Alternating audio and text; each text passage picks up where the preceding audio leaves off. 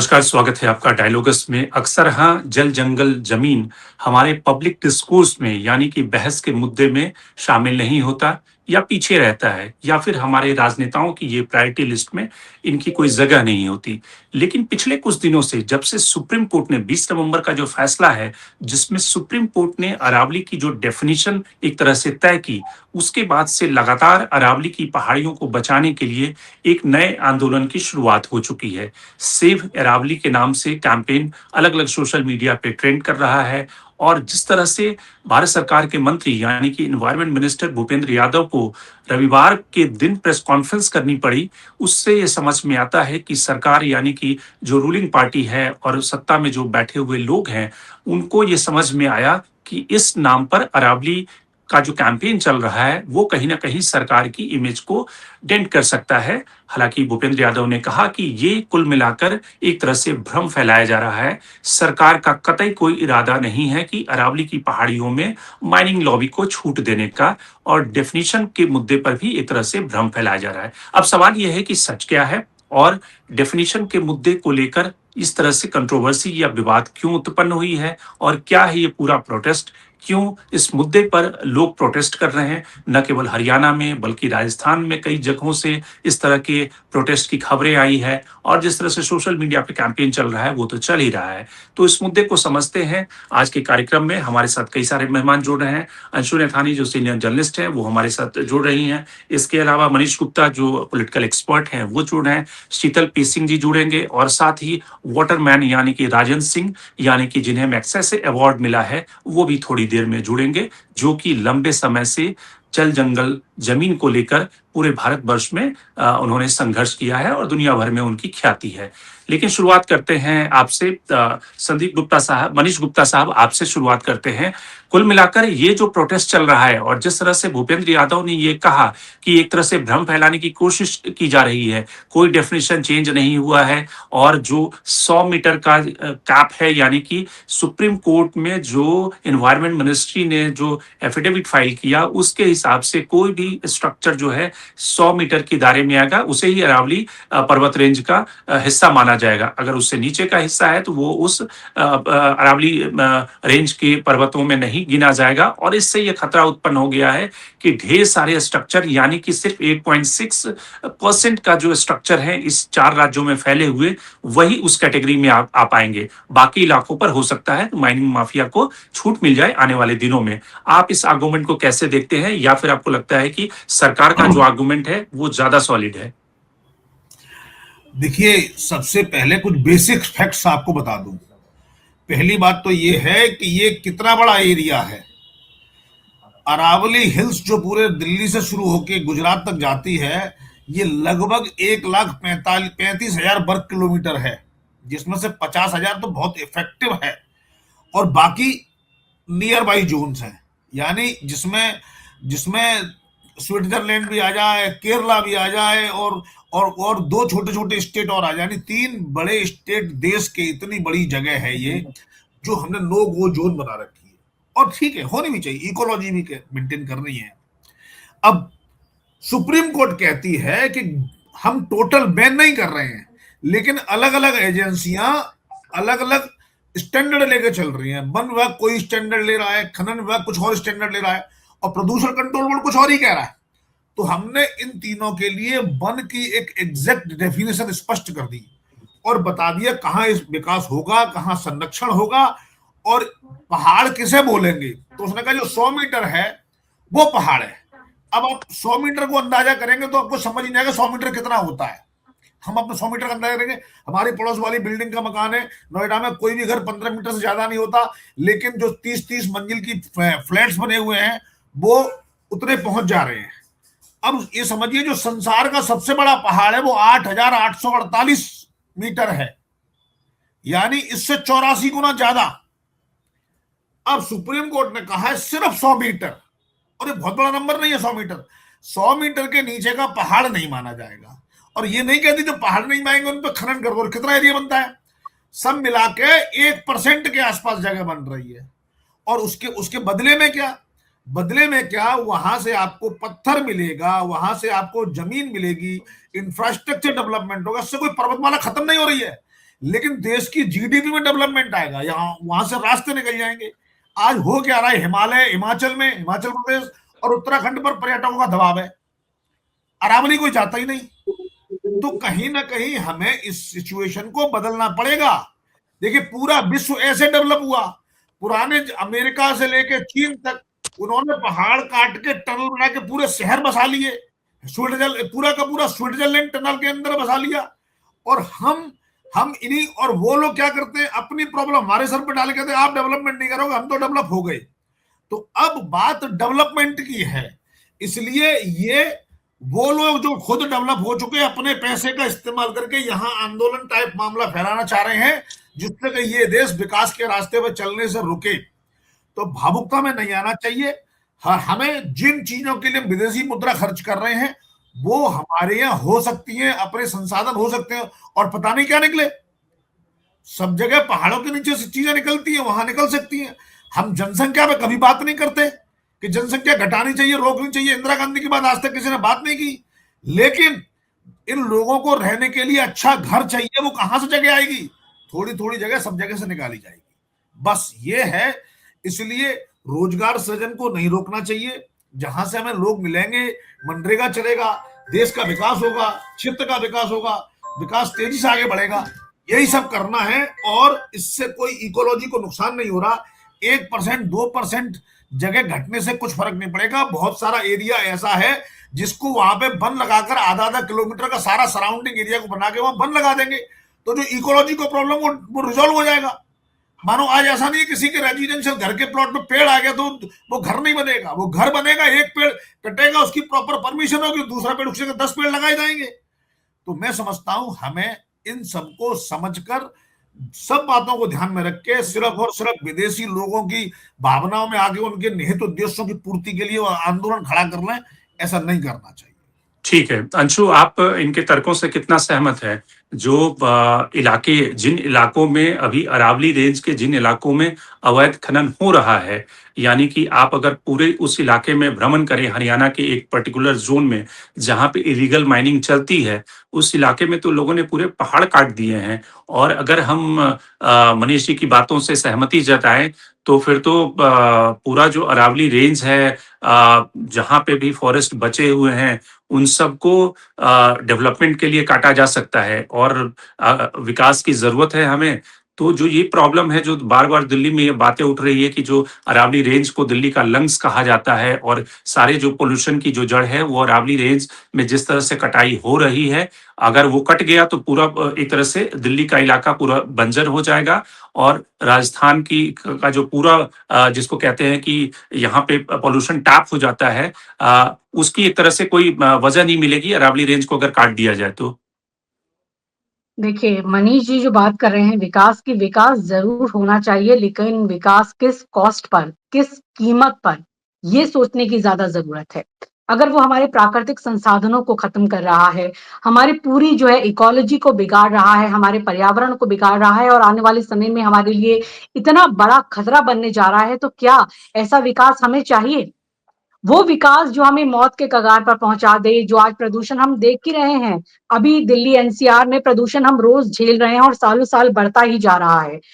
और ये सब चीजें जो हैं, ये अंधाधुंध विकास की वजह से ये जो चीजें हैं, प्रदूषण की या फिर एनवायरनमेंट की इतनी समस्याएं हैं, इकोलॉजी की इतनी समस्याएं हैं, वो दिन प्रतिदिन बढ़ती जा रही है। तो क्या हमें ऐसा विकास चाहिए? पहले तो हमें ये सोचना होगा कि हमें एक संतुलित विकास चाहिए, और अपने पर्यावरण की रक्षा, अपनी इकोलॉजी की रक्षा, ये बहुत ज्यादा जरूरी है।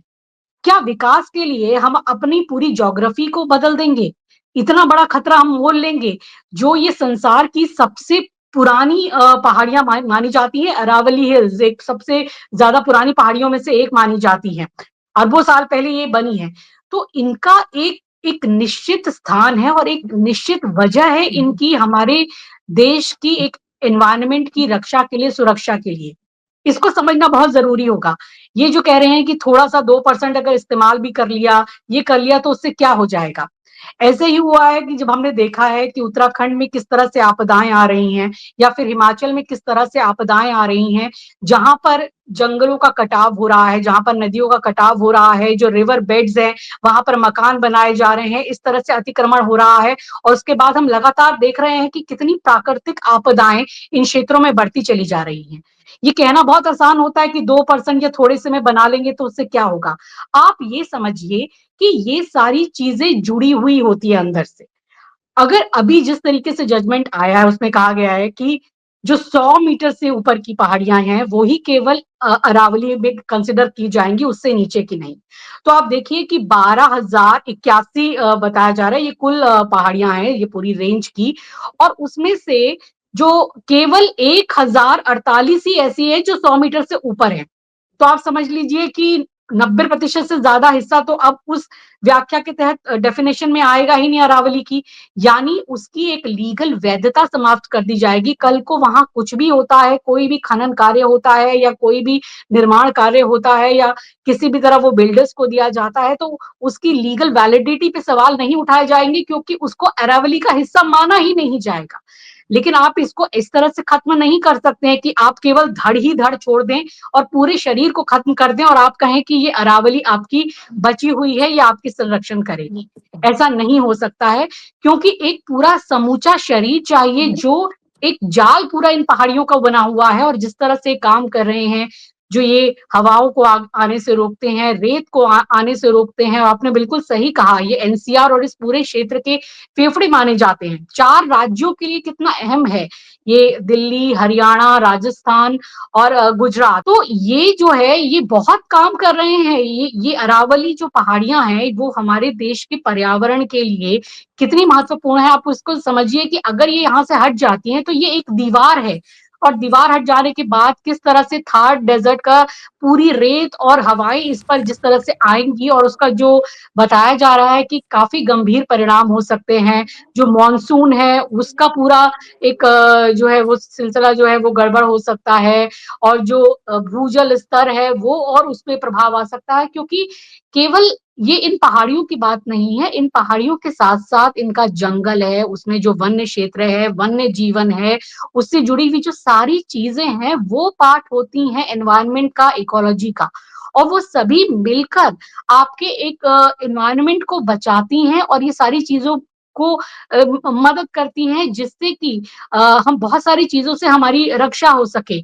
जो आपको मैंने बताया ही कि ये भूजल को बचाने के लिए इम्पोर्टेंट है, जो है हवाओं को और रेत को इधर आने में रोकती हैं और बहुत सारी ऐसी चीज़ें और यहाँ तक कि तो अगर राजस्थान में ये सबसे ज़्यादा है अरावली की पहाड़ियाँ मतलब लगभग 1/3 क्या उससे भी ज़्यादा 75% से भी ज़्यादा भाग राजस्थान में है। और वहाँ पर अगर ये नहीं रहती हैं या इन पर निर्माण कार्य होता है तो केवल यही नहीं जो उदयपुर की झीलें हैं बताया जा रहा है कि उनकी भी सूखने की स्थिति आ सकती है, भूजल की वहाँ पर दिक्कत हो सकती है, तमाम तरह की परेशानियाँ हो सकती है और ये कोई चीज़ें 1-2 साल में नहीं पता चलती। मनीष जी कह रहे हैं कि आज वहाँ पर निर्माण कार्य हो जाए, वहाँ पर बड़े-बड़े इमारतें बन जाएँ, फ्लैट्स बन जाएँ तो ये हमारी आगे आने वाली पीढ़ियों के लिए किस तरह से नुकसानदायक होगा, हमें ये सोचने की ज़रूरत है। तो और ये बात है कि हम अपने प्राकृतिक संसाधनों को आखिर लोग संजो के रखते हैं पूरी दुनिया भर में। हम उनको इस तरीके से नुकसान क्यों पहुँचाना चाहते हैं? और आपको मैं बता दूँ ये जो बात आ रही है कि खनन पर भी रोक लगा दी जाएगी या उस तरह से नहीं होगा, तो लेकिन क्या हम अवैध खनन पर अभी भी रोक लगा सकते हैं पाए हैं? आपको मैं बता दूँ कि राजस्थान में जो एक अखबार में रिपोर्ट छपी है कि राजस्थान में जो जितनी भी अरावली की पहाड़ियाँ हैं, उसमें से तो 25% तो ऑलरेडी वो डैमेज हो चुकी है, उनका नुकसान हो चुका है।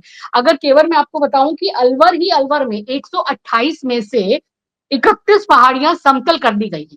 यानी अवैध खनन का जो ये काम है, वो इतना बुरी तरीके से चल रहा है, सरकार उस पर तो रोक लगा नहीं पा रही है।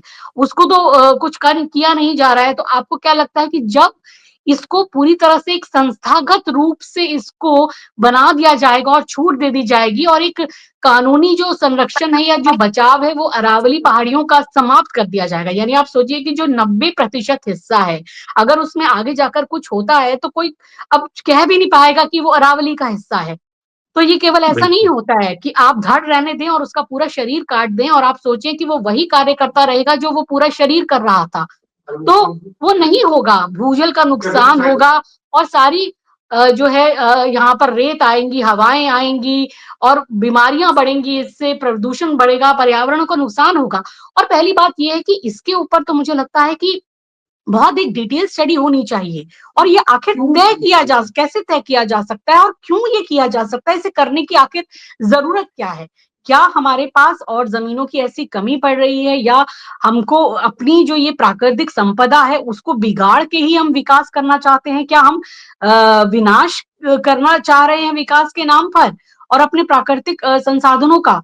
तो मुझे लगता है कि इसके ऊपर बहुत ज़्यादा सोचने की ज़रूरत है, स्टडी करने की ज़रूरत है और ये तो सरकार की बनाई हुई कमेटी है जिन्होंने दिया सुप्रीम कोर्ट में और उसको माना गया। मुझे लगता है कि बहुत सारे जो पर्यावरणविद हैं या बहुत सारे जो लोग हैं वो इसको लेकर सवाल उठा रहे हैं। उनके सवाल काफ़ी वाजिब है क्योंकि बात ये है कि क्या केवल सरकार ही ये तय कर सकती है कि हमारी प्राकृतिक संपदा का क्या होगा? क्योंकि वो संपदा तो पूरे देश की है।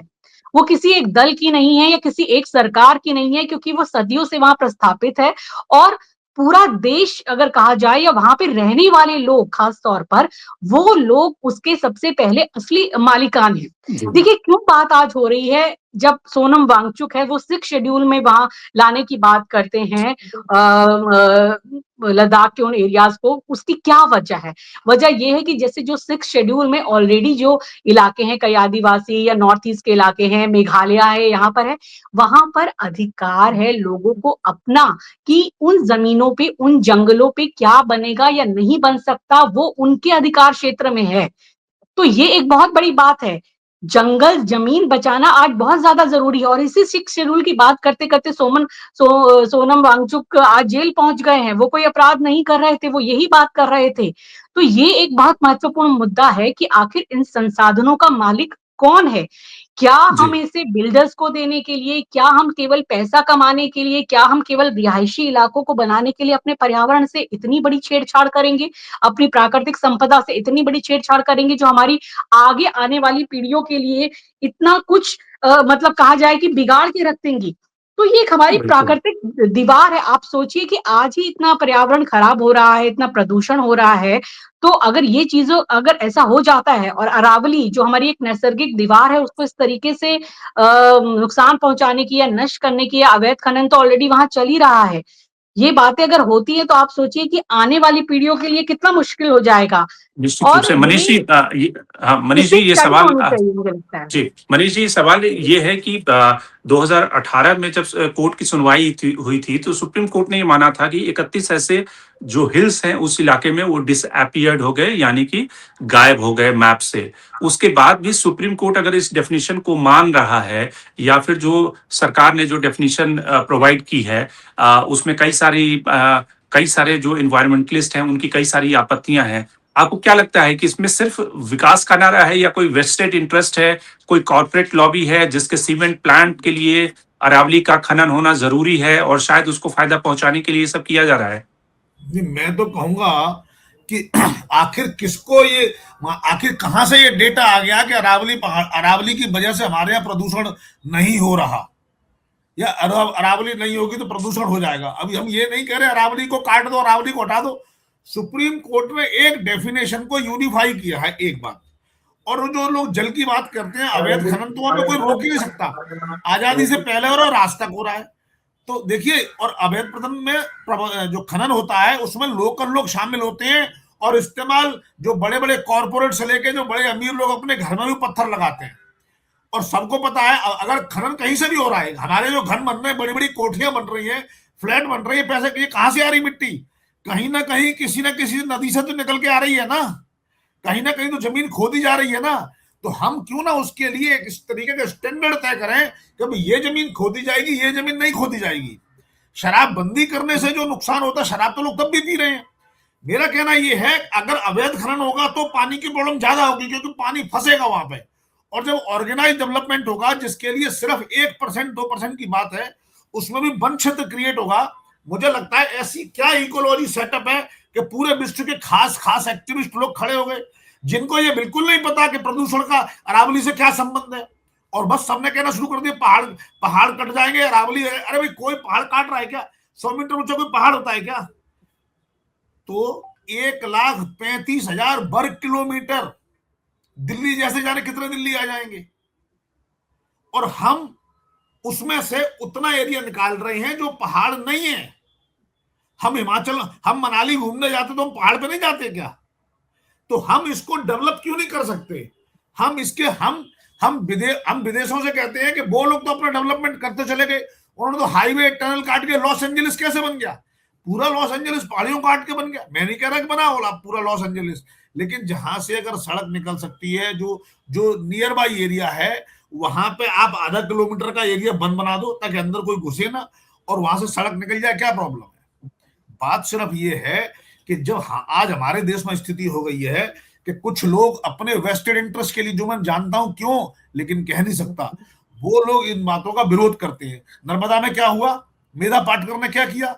अब आप बताइए, उत्तराखंड में एक बांध बनना था। हम जानते हैं बांध विकास का रास्ता है, जैसे सड़क विकास का रास्ता है, बांध विकास का रास्ता है। बांध लेकिन बनाने से लोग तो ये भी कह रहे हैं कि बड़े बांध विकास के रास्ते नहीं है, बल्कि बड़े बांध जो है विनाश के रास्ते हैं। छोटे आप बांध बनाइए। जब हम स्विट्जरलैंड का उदाहरण देते हैं तो हम ये भी देखते हैं कि स्विट्जरलैंड ने अपना किस तरह से एक डेवलपमेंट किया है, आर्किटेक्ट का एक मॉडल किया है। उत्तराखंड में चले जाए तो पूरा उत्तराखंड करोल बाग बन चुका है। जो दिल्ली का structure, civil structure, infrastructure Delhi में बन सकता है, या फिर जिसको कहते हैं कि प्लेन लैंड पे बन सकता है, वो पहाड़ों पे नहीं बन सकता। उसके लिए आपको वहां की ज्योग्राफी के हिसाब से डेवलपमेंट के मॉडल विकसित करने पड़ेंगे, जैसे कि स्विट्जरलैंड ने किया। लेकिन पूरे उत्तराखंड को देखिए, वो जो वहां पे कंस्ट्रक्शन हो रहा है, वो दिल्ली में या प्लेन में जो कंस्ट्रक्शन होता है वो उत्तराखंड में कंस्ट्रक्शन हो रहा है। आप जो डैम बना रहे हैं वो इतने बड़े डैम बना रहे हैं, आप छोटे डैम क्यों नहीं बना सकते वहां पे? तो ये जो डेवलपमेंट का मॉडल है कि वन फिट फार्मूला, सबके लिए एक ही जैसा फार्मूला आपने खोज लिया, इस पे लोगों की आपत्ति है। देखिए, बात बड़े डैम बनेंगे छोटे डैम बनेंगे, it is a matter of subject, matter of expert.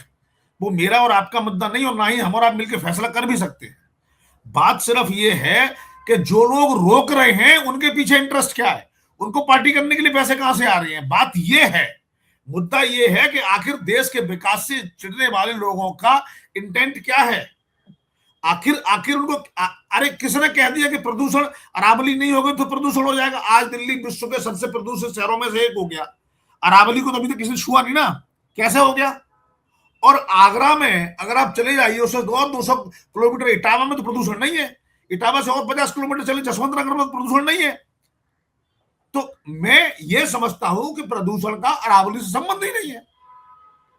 लेकिन चूंकि देश में कुछ डेवलपमेंट हो तो कई लोगों की नजर लग जाती है। अब नर्मदा की बात करिए, जयराम रमेश साहब हो या मेधा पाटकर हो, इन लोगों ने क्या क्या किया? अल्टीमेटली क्या हुआ? बना, और कोई समस्या नहीं है। हम लोग अपने एप्रीहेंशन क्रिएट करते हैं बिना टेस्ट किए, बिना सही एनालिसिस के, सिर्फ अपने निहित उद्देश्यों के हिसाब से। इस देश में शुरू से यही होता आया। इतिहास लोगों ने अपने हिसाब से डिफाइन किया, भूगोल अपने हिसाब से डिजाइन किया, अब तरह तरह के लॉ अपने तरीके से डिसाइड हो रही है। ये नहीं है ठीक है। आपका जो आर्गुमेंट है वो शीतल जी से जानते हैं। शीतल जी, ये जो आर्गुमेंट दे रहे हैं मनीष गुप्ता साहब कि अरावली पे तो एक तरह से डेवलपमेंट के लिए जरूरी है, अरावली को काटा जाना, वहां का माइनिंग जरूरी है, क्योंकि विकास की एक कीमत होती है, चुकानी पड़ती है। आपको लगता है कि ये आर्गुमेंट जो सरकार का आर्गुमेंट है, सरकार जो भूपेंद्र यादव एनवायरमेंट मिनिस्टर हैं, उन्होंने कहा कि ये कुछ लोग हैं जो ये भ्रम फैला रहे हैं कि इस तरह का जो अरावली की डेफिनेशन सुप्रीम कोर्ट में दाखिल की गई है और उसके काटे जाने को लेकर भी भ्रम फैलाया जा रहा है। आप इस आर्गुमेंट को कैसे लेते हैं?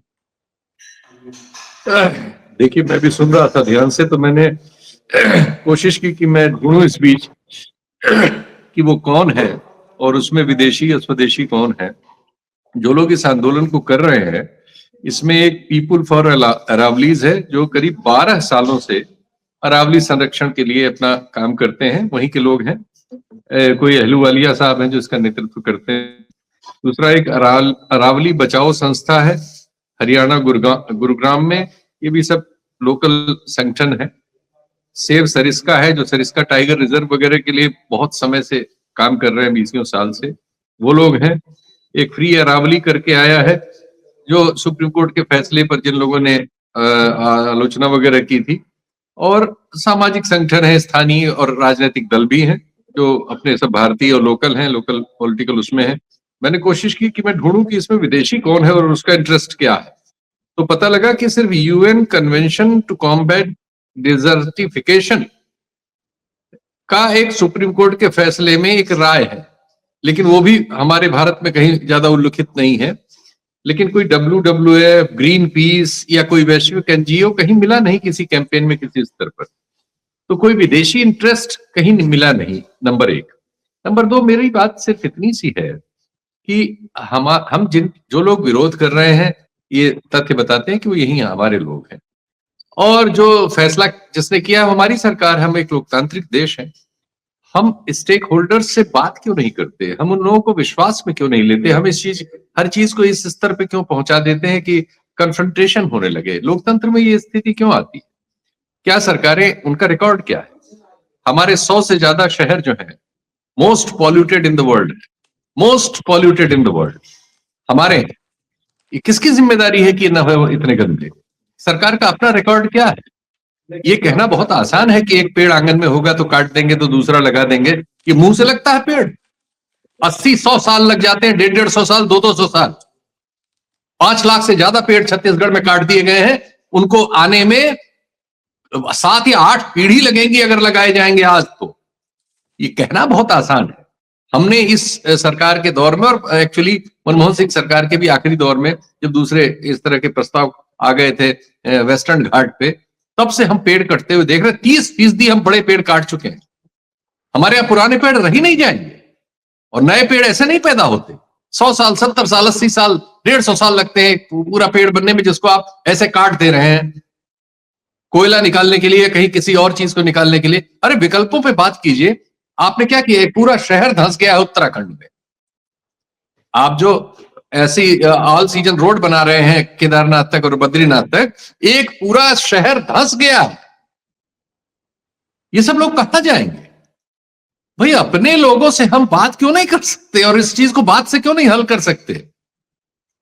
हम हमारी ये नदियों का पानी जो इधर फरक्का से बांग्लादेश में जा रहा है, इतनी गाद ले जा रहा है। ये बहुत बार ये बात हो चुकी है। पर्यावरणविद और बहुत सारे लोग कहते हैं कि ये जो ईंटा बनाने वाली फैक्ट्रियों में हम खेत खोद डाल रहे हैं, बिहार, यूपी वगैरह के, ये इनका औसत हाइट कम होती जा रही है। बिहार में 1/3 से ज्यादा हिस्सा बाढ़ में रहता है साल के बहुत सारे महीनों में।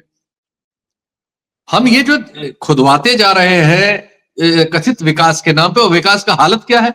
100 करोड़ लोगों की तो आपके देश में कोई परचेसिंग पावर नहीं है।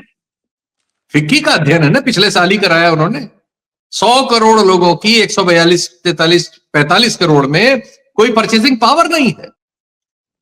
हम कथित विकास का बंटवारा भी नहीं कर रहे हैं लोगों में, और हर चीज, जल जंगल जमीन सब आप ही ले लेंगे। आपके उद्योगपति, आपको चंदा, एक पार्टी को पूरा चंदा, 90% चंदा एक पार्टी को मिल रहा है। ये इस तरह की असमानता जो है इस देश में बहुत कठिनाइयों को जन्म देने जा रही है। ऐसे फैसले जिसमें आप लोगों को विश्वास में नहीं ले रहे हैं, इस गलतफहमी में मत रहिए कि किसी एक आंदोलन को आपने अगर दबा लिया और उसमें आदिवासियों का क्या हुआ है कोई सुनने वाला नहीं है, कोई अखबार उसको छापता नहीं है, कोई टेलीविजन दिखाता नहीं है, तो समस्या खत्म नहीं हो गई। सवाल थे, वो पनप रहे हैं, बड़े हो रहे हैं, और वो खराब हमारे लिए वातावरण करेंगे। आज सिंगरौली से लेके छत्तीसगढ़ तक हर जगह आदिवासी डंडा लेके सड़क पे है ना। सारे नक्सली तो मार दिए, कोई नक्सली तो अब उनके साथ नहीं है, वो खुद है ना।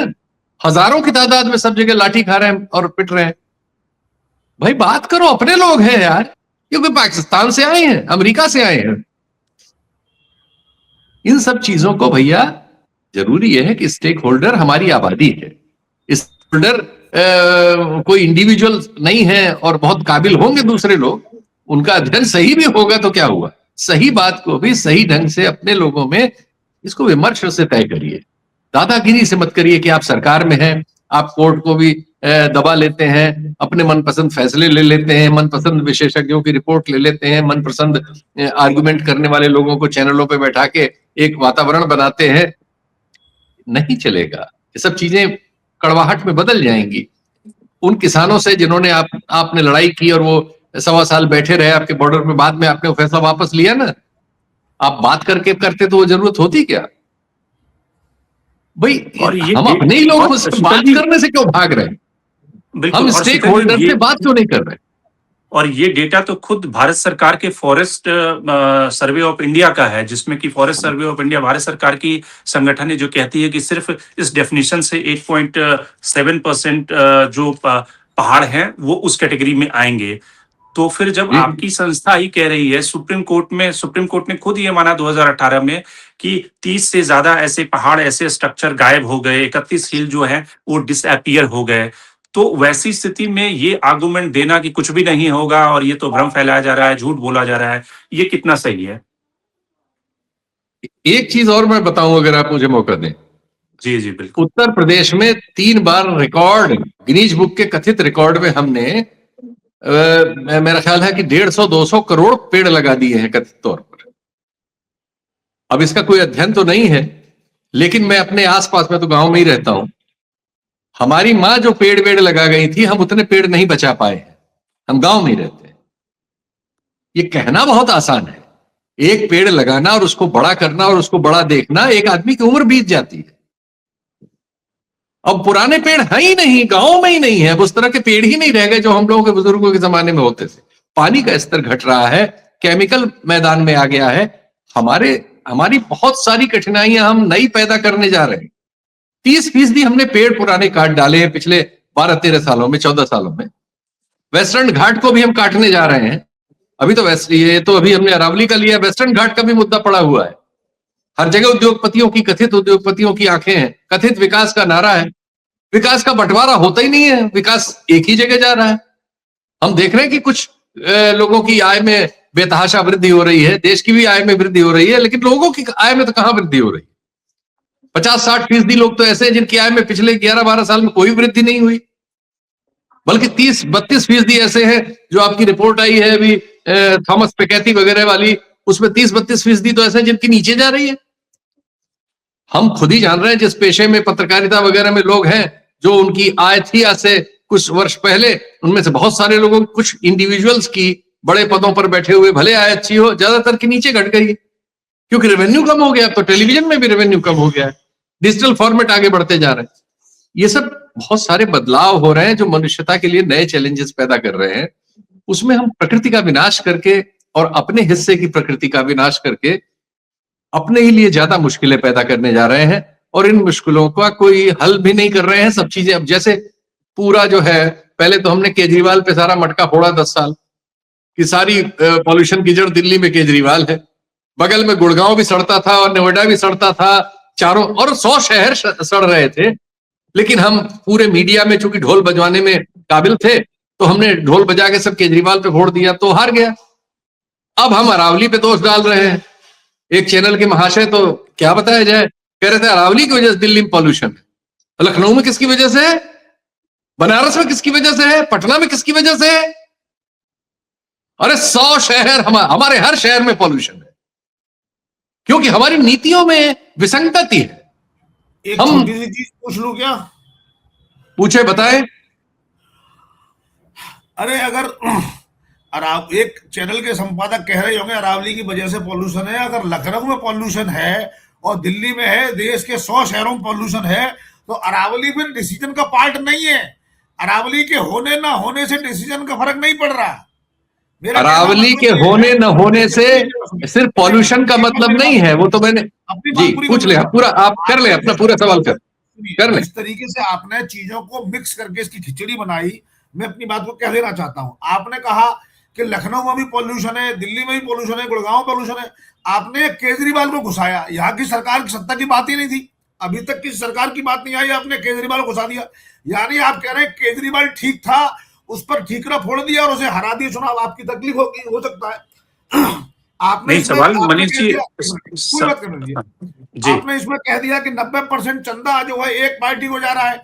इससे अरावली का क्या संबंध है? पता नहीं आपकी क्या समस्या है इसमें। आप यहाँ छत्तीसगढ़ पर आ गए, आपको नक्सली का मैटर आपने यहाँ पे ले आए, मुझे नहीं पता क्या संबंध था इसमें। आपने इसमें किसान आंदोलन को घुसाया, उसमें कहा सब लोगों से बात करके बात करो। यानी बात मुद्दे की नहीं है, बात करने की, किसका सम्मान होना चाहिए, किसको मीटिंग के लिए बुलाया जाना चाहिए, उस बात का मुद्दा है। इसका मतलब है कि मामला कुछ और है। कुछ लोग ऐसे भी होते हैं, मैं इनकी बात नहीं कर रहा हूं, जो अवैध घुसपैठी घुसाएं उनकी बात नहीं करेंगे, लेकिन जो आ गए उनके लिए बिजली पानी का इंतजाम हो, केजरीवाल जी वो व्यवस्था करें, इसकी बात करेंगे। असल बात ये है, आखिर ऐसी कौन सी रिपोर्ट है जो ये कहती है कि अरावली के में से अगर 1% जमीन में से अगर डेवलपमेंट हो जाएगा या वहां से खनन हो जाएगी, उसको पहाड़ नहीं माना जाएगा, तो ऐसे इकोलॉजी में क्या फर्क पड़ेगा। और विदेशों में ऐसे कितने उदाहरण हैं, ऐसी कौन कौन सी जो है पर्वत श्रृंखला या नदी घाटी हैं या आपके समंदर हैं जिन पर डेवलपमेंट करके बाकी विकासशील देशों के लिए जिम्मेदारी छोड़ दी गई। ऐसा नहीं है, विकासशील देशों के दिन भर 24 घंटे ऐसी चल रही, विकसित देशों चल रही है ऐसी। आप मिडिल ईस्ट में देखिए 100% एसी चल रही है, गली से लेकर सड़क तक सब एसी है। और हमारे यहाँ करे भाई ओजोन लेयर में छेद हो जाएगा अगर हमने एसी चलाए तो। नहीं, आप रोकिए, 25 से ज्यादा डिग्री डाउन नहीं होना चाहिए। ठीक है मनीष जी, अब आपने कर लिया हो सवाल, तो शीतल जी जवाब दे देंगे। जी जी जी। देखिए, उनके कई बातें हैं उनकी, और चूंकि एक सवाल कोई नहीं था कि मैं वो संदर्भ क्यों लाया छत्तीसगढ़ का या सिंगरौली का या वेस्टर्न घाट का या पेड़ों के कटने का, मैं सिर्फ इसलिए लाया क्योंकि ये हमारे जो फैसले हैं उससे हमारी इकोलॉजी सिर्फ अरावली का सवाल नहीं है, हमारे पूरी सोच का सवाल है। हम क्या तर्क दे रहे हैं, क्यों हम करना चाहते हैं। हम कह रहे हैं विकास करना चाहते हैं, हम कह रहे हैं हम इससे रोजगार देंगे। हम इसका एक काउंटर तर्क सिर्फ ये ला रहे हैं कि जो भी आप कह रहे हैं बहुत अच्छी बात है, एक लोकतांत्रिक देश है हम स्टेक होल्डर से बात क्यों नहीं कर सकते। हम बुलडोज क्यों करना चाहते हैं फैसलों को कि हम ही सही हैं, हम ही आखिरी हैं, हमारी बात ही सही है, इसको मानो, नहीं मानोगे पुलिस लाठीचार्ज करेंगे, हम कोर्ट की नजीर लाएं। ये चीज लोकतांत्रिक नहीं है। मैं सिर्फ इतनी बात कह रहा हूं, उसके लिए सारे तर्क लाया था, और उसके लिए कुछ एक प्रैक्टिकल तर्क भी लाया था कि एक पेड़ काटना बहुत आसान है, मिनट भर में आप काट देते हैं, आजकल तो मशीनें हैं, लेकिन पेड़ को उगाने में 100 साल लगते हैं। इसका क्या उत्तर है। विकास के नाम पे काटे जा रहे हैं वो, क्या आप बताएं मुझे। मैंने इसलिए संदर्भ दिया कि उत्तर प्रदेश में कई अभियान चला के करोड़ों पेड़, सैकड़ों करोड़ पेड़ घोषित किए गए कि लगाए गए हैं। कोई अध्ययन है उसमें से कोई भी 5 फीट का भी हुआ है। ये अध्ययन अनेक हैं, अभी गूगल कर लीजिए, आ जाएंगे कि पेड़ लगाने के आयोजन कथित हुए और आयोजन होने के 3 दिन बाद सब सूखे हुए मिले या गायब, या बहुत सारे मामलों में तो फर्जी आंकड़े बना लिए गए कि इतने पेड़ हमने लगाए।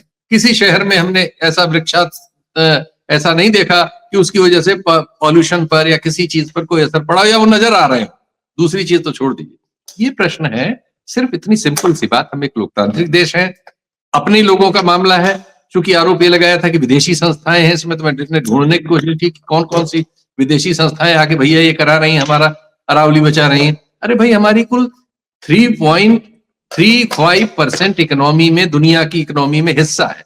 आबादी में हम सबसे बड़े हैं, और पूरी बड़ी इकोनॉमी में हम, पूरा देश चूंकि इतना बड़ा है, इतने लोग खाना खाते हैं, कपड़ा पहनते हैं, हवा छोड़ते हैं, तो वो संख्या बड़ी हो जाती है। लेकिन हमारा विश्व व्यापार में कोई इतना बड़ा हिस्सा है कि हमारे अरावली की समस्या पे दुनिया चली आ रही है रोकने के लिए। उसके लिए कुछ तथ्य होने चाहिए भाई। हमारे लोग हैं वो सब। पता है, मैंने संस्थाओं के नाम मैंने ढूंढा अभी गूगल पे आपके भाषण के बाद, तो जो मिले मैंने बता दिया। सिर्फ इतनी सी बात है, कोई जद नहीं, कोई झगड़ा नहीं। स्टेक होल्डर से, यानी वहां के नागरिकों से विश्वास में लीजिए, क्योंकि अभी तक उनको अविश्वास करने के इतने कारण मौजूद हैं। 100 से ज्यादा शहरों में पॉल्यूशन है जिसका हल नहीं है, और जिन जिन चीजों पर जो जो घोषणाएं की गई उनका कोई अमल नहीं है। किसी को यकीन नहीं कि आप सचमुच में से सिर्फ विकास करने जा रहे हैं और रोजगार देने जा रहे हैं, इसलिए लोग सड़क पे हैं। इतनी सी बात। निश्चित रूप से जो बड़े सवाल हैं वो कि हम शहर बसा लेते हैं, हम लगातार हाईवे बना रहे हैं, पावर प्लांट बना रहे हैं, लेकिन जंगल बसाना या फिर जंगल खड़ा करना, जंगलों की जिसको कहते हैं कि वृक्ष रोपना, ये एक काफी मुश्किल काम है। और ज्यादातर वृक्षारोपण के जो कार्यक्रम होते हैं वो कागजों पे होते हैं।